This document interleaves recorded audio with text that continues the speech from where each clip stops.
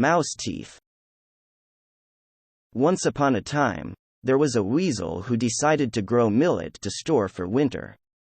In the spring, he turned over the soil and planted the millet seeds. He took great care of them. When autumn came, his field was full of ripe millet. The heads of grain were as thick as a tanuki's tail. Weasel was very happy at the sight.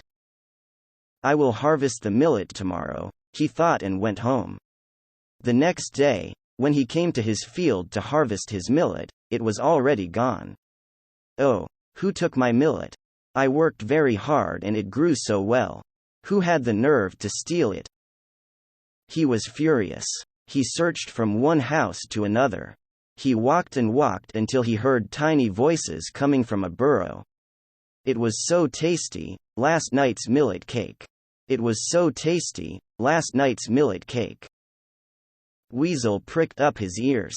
"Well, what's this?" A small mouse came out of the burrow scampering choro choro chorori, singing. "It was so tasty, last night's millet cake." The next little mouse came out choro choro chorori, singing. "It was so tasty, last night's millet cake." Another came choro choro chorori. "It was so tasty, last night's millet cake." Then, out came a big mouse. "Hush, hush, don't sing such a song outside," she said to her children. Now, the weasel is understood. He started to dig from the other side of the burrow. He dug, and found a pile of millet hidden at the very end of the mouse burrow. Weasel was furious. He caught Mother Mouse. "Why did you steal my millet? I worked so hard to grow it." He was almost ready to kill the mouse. Oh, I'm very sorry. I just wanted to feed my children. I'm very sorry. You can take all the rest. Please forgive me," Mother Mouse said. Weasel got all the rest of his millet back, but he was still angry. "I'll kill this mouse." He was going to bite her. "Please, don't kill me.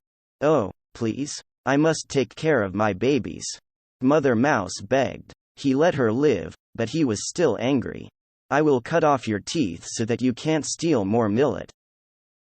He got his saw and prepared to cut off all her teeth. She said, "Yes, I did wrong. You have a right to cut off my teeth. But if I lose all my teeth, I can't gnaw a hole through the wall of the storage building at the manor house. Just 2 teeth would be very much appreciated. Please leave 2 teeth for me." Weasel started to feel pity. He decided to leave 2 front teeth on her upper jaw and 2 on her lower jaw. All the rest he cut off with his saw. That's why mice have only 2 teeth in the front of each jaw. But the weasel's mercy was his ruin. He stored his recovered millet at the very end of his house.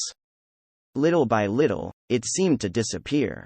When he checked the room carefully, he found a tiny hole in the wall.